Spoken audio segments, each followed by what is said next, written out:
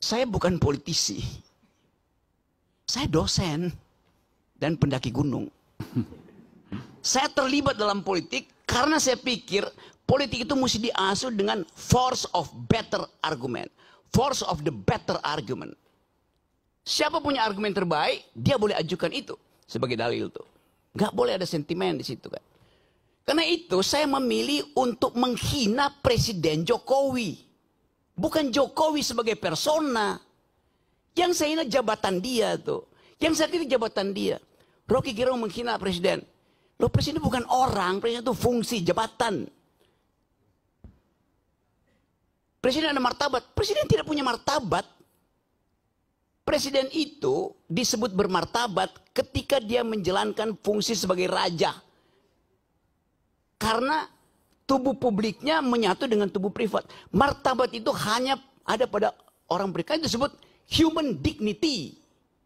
Dignitasnya pada manusia. Itu satu frasa. Human dignity. Saya menghargai manusianya, bukan jabatannya. Itu yang mesti jelas di kita tuh.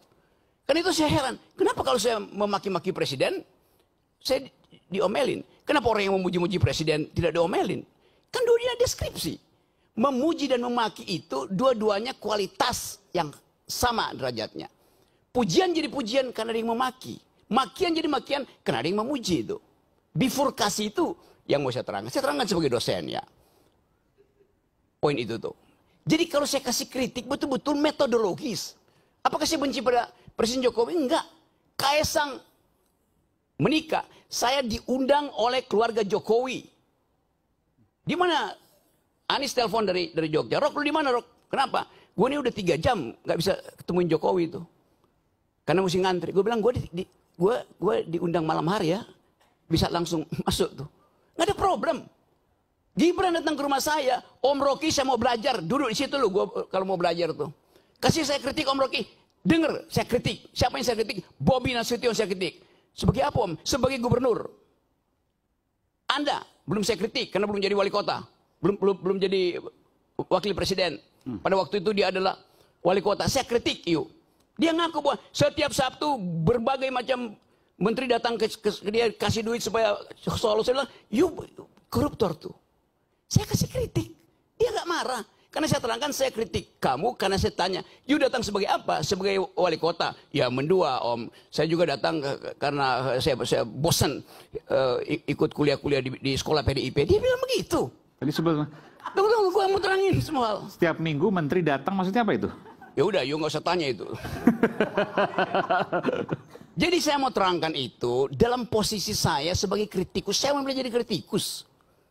Orang-orang yang jadi pejabat nggak mau, saya mau jadi kritikus saja. Kenapa saya nggak mau jadi kritikus itu kan? Jadi saya mau jujur katakan itu.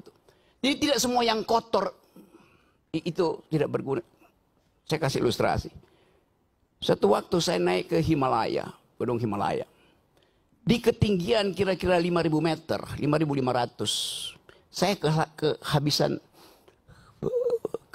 kehilangan orientasi. Suhu udah turun minus 20. Pos terakhir itu saya tinggalkan 3 jam. Nggak dapat lagi tea house untuk nginep tuh. Bayangin, minus 20, angin 90. Kalau buka handskun itu, apa namanya, kaos tangan itu tret, kayak jarum masuknya di situ. Luka itu oleh butir es itu. Lalu kita cari akal bagaimana caranya. Tidak ada tempat menginap di situ. Dapat kandang yak. Yak itu adalah binatang endemi Himalaya. Itu kayak banteng kecil gitu. Kalau banteng gede adanya di di tempat Bu Mega. Ini banteng kecil, rambutnya panjang. Kita kumpulin kotorannya, tai yak itu. Saya tidur di situ tuh. Kotoran itu berguna untuk menyelamatkan saya tuh. Tidak semua yang najis itu tidak berguna. Apalagi dalam politik itu kan. Yang sepenuhnya adalah najis itu kan. Jadi saya mau terangkan itu dalam upaya untuk membekali negeri ini. Dengan pengetahuan. Rocky Gerung nggak berguna buat bangsa. 2 minggu lalu saya pulang dari Paris. Bawa medali emas buat Indonesia tuh.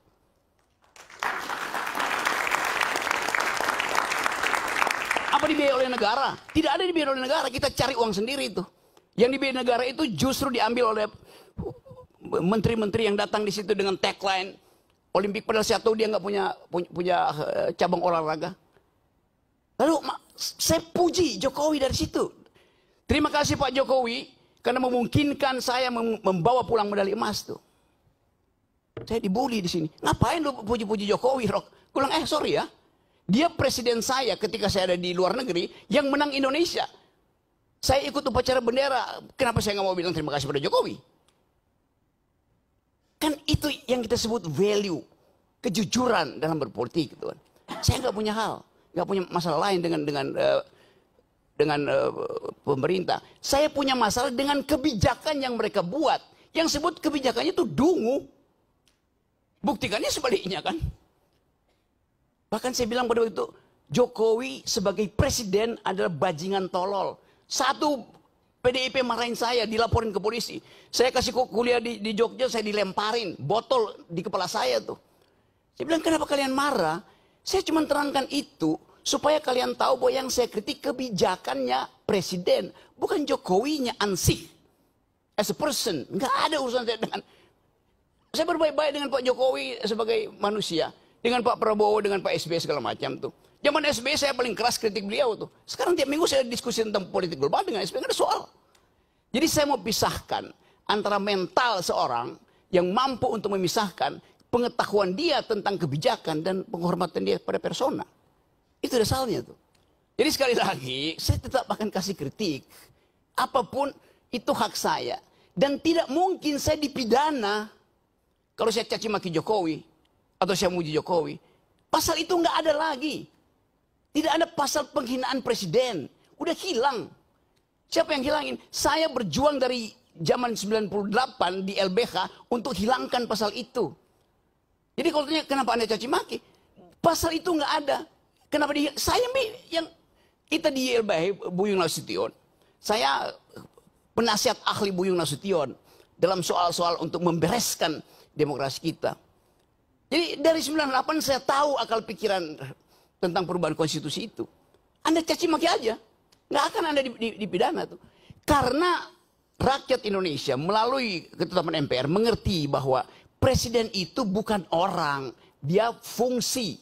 Dia jabatan publik.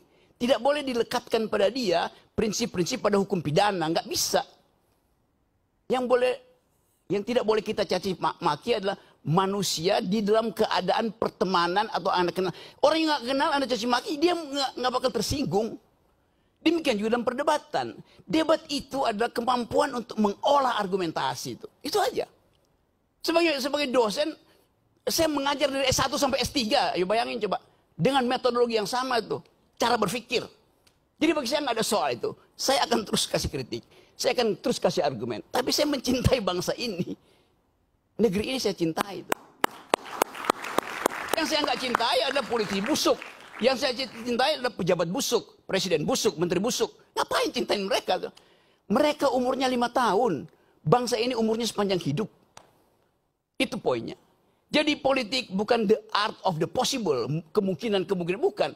Politik adalah the art of attacking the impossible. Yang impossible itu justru kita lenyapkan. Nah balik pada tema hari ini. Kita bicarakan sesuatu yang sebetulnya barang bekas semua nih. Yang kita tahu ini terjadi karena perebutan threshold. Mulailah dengan mengucapkan thresholdnya dibikin 0. Itu harusnya tuh. Supaya ada kesetaraan orang berargumen tuh. Supaya dia argumennya bagus. Bukan karena masa pendukungnya bagus.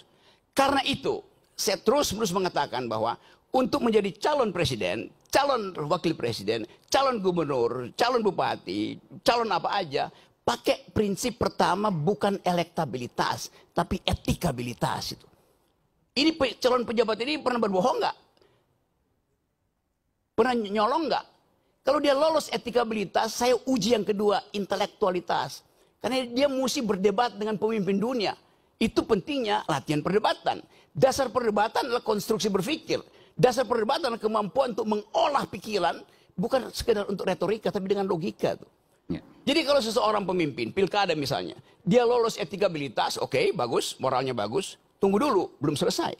Apakah dia mampu untuk mengunyah konsep, ilmu pengetahuan, sejarah, etc. Jadi loloskan dia secara etikabilitas.